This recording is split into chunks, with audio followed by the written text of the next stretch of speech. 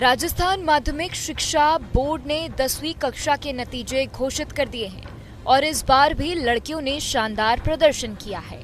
Top करने वालों में चेष्टा शर्मा का नाम सबसे ज्यादा चर्चा में है। चेष्टा ने टॉप 1 में जगह बनाकर अपने परिवार और पूरे प्रदेश का नाम रोशन किया है।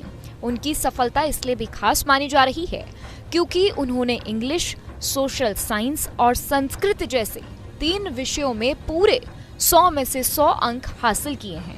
इन अंकों से साफ पता चलता है कि चेष्टा की पढ़ाई पर मजबूत पकड़ है और उन्होंने मेहनत के साथ तैयारी की थी।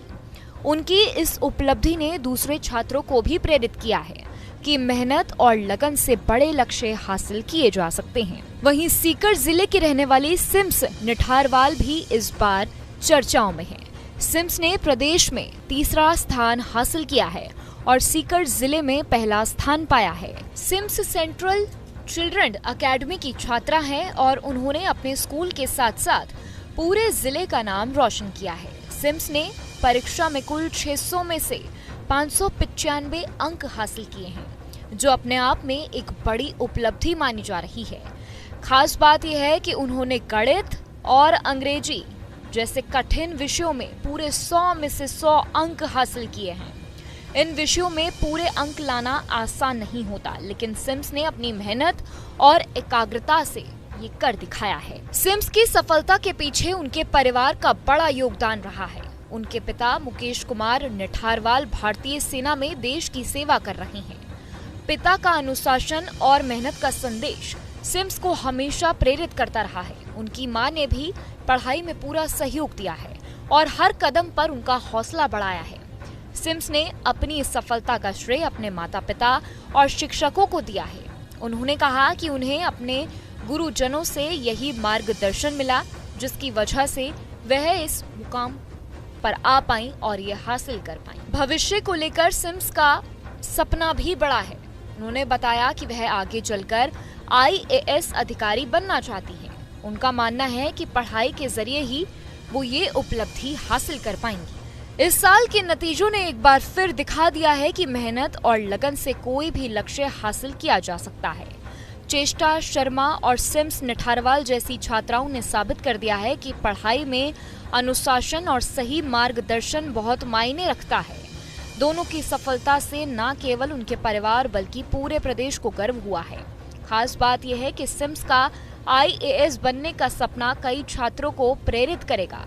ऐसे परिणाम बताते हैं कि अगर लक्ष्य स्पष्ट हो और मेहनत ईमानदारी से की जाए तो सफलता जरूर मिलती है। आने वाले समय में ये छात्राएं देश का नाम और रोशन कर सकती हैं। जी गुड़िया बताएं, जो है आपने टॉप किया है, अच्छे अंक हासिल किए हैं, क्या कुछ किस तरह से तैयारी की, क्या आगे लक्ष्य है? आगे का तो ये है कि जेई करने का मन है, तो आगे जेई की प्रिपरेशन करेंगे, फिर IIT। और पढ़ाई का ये है कि जैसे जितना पढ़ाया उतना उसी दिन पढ़ा, रेगुलर पढ़ा, कंसिस्टेंसी के साथ। कोई भी प्रेशर नहीं रखा कि बहुत ज़्यादा पढ़ना है या बहुत कम पढ़ा जा रहा है। अगर कम भी पढ़ा जा रहा है तो रेगुलर पढ़ना है बस। और स्कूल वालों ने काफ़ी सपोर्ट किया, सब्जेक्ट टीचर्स ने काफ़ी मोटिवेट किया, नाना जी का काफ़ी मोटिवेशन रहा। पापा मम्मी क्या करते हैं? मेरे पापा फार्मर है और मम्मी हाउसवाइफ है।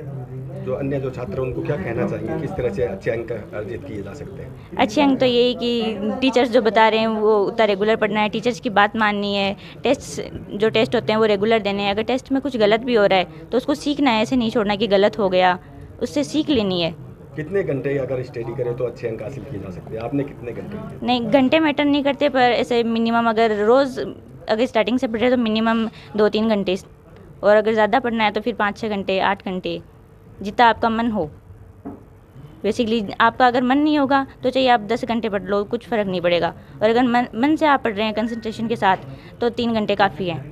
आपको पहले से उम्मीद थी कि इतने शानदार अंक आपके आएंगे? वो तो फिर मेहनत थी तो पता तो था ही। पता था? हाँ। तो किस तरह का, जब आपको पता चला इतने अच्छे अंक आए तो किस तरह का रिएक्शन रहा होगा? वही कि पता चला तो बहुत खुशी हुई। बड़ी खुशी हुई? हाँ। क्या नाम है? प्रियांशी जी। आज रिजल्ट आया है, आप यहाँ प्रदर्शन कर रहे हैं, किस प्रकार से आपका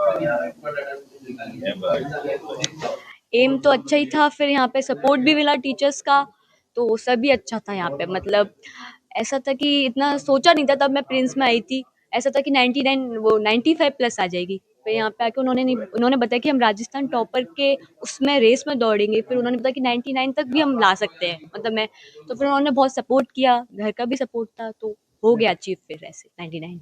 आगे पापा जी मम्मी क्या काम करते हैं? मेरे मम्मी पापा गवर्नमेंट टीचर हैं। वो मतलब वैसे उनको छुट्टी तो नहीं मिलती, पर ऐसे फ़ोन पे वो बात करते थे तो हमेशा कहते थे भाई टेंशन नहीं लेना है, जितनी आए उतनी ठीक है, अपनी 100% देना है और कोई टेंशन की बात नहीं है। अब आगे का क्या आपका सपना रहेगा? आगे का भी मैं नीट में फाउंडेशन कर रही हूँ पीसीपी बरेनी से, और आगे यूपीएससी करूँगी मैं।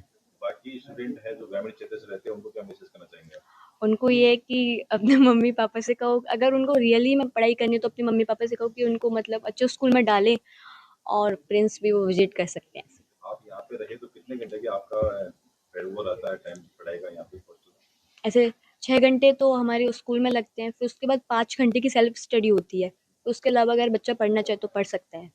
और मोबाइल से कितनी दूरी बना के रखी आपने? मोबाइल मतलब हॉस्टल में तो मोबाइल अलाउड नहीं था, तो फिर मोबाइल तो देखा ही नहीं अब की बार। आज जब आपको रिजल्ट पता चला तो आपका सबसे पहले रिएक्शन क्या रहा? रिएक्शन मतलब मैं क्लास ले रही थी वहाँ पे, मतलब पीसीपी में, फिर सर आए वहाँ पे, उन्होंने बताया कि 99 है। पहले उन्होंने पूछा कितने मतलब आपने सोचा था, फिर मैंने कहा कि 99 अराउंड सोचा था, फिर उन्होंने कहा कि 99 आई है, तो अच्छा ही था मतलब तब तक ऐसे। नाम बता दो बात। चेष्टा शर्मा। राजस्थान बोर्ड 10वीं का रिजल्ट 2026 जारी हो चुका है और इस बार भी लड़कियों ने शानदार प्रदर्शन करते हुए लड़कों को पीछे छोड़ दिया है। इस रिजल्ट में कुछ छात्रों के नाम खास तौर पर चर्चा में हैं, जिसमें दौसा जिले की नंदिनी विजय भी शामिल हैं। नंदिनी ने 600 में से 595 अंक हासिल किए हैं, यानी उन्होंने 99.17% नंबर प्राप्त किए हैं। इतनी बड़ी सफलता मिलने के बाद उनके घर में खुशी का माहौल है और परिवार के साथ साथ स्कूल में भी गर्व महसूस किया जा रहा है। Nandini Shekhawati public senior secondary school Nai Mandi road Dausa की छात्रा हैं।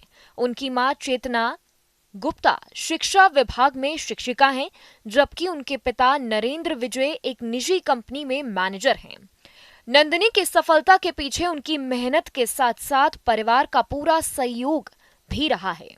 उन्होंने नियमित पढ़ाई, घर पर तैयारी और समय पर तैयारी और साथ ही अनुशासन के साथ परीक्षा की तैयारी की, जिसका नतीजा आज सबके सामने है।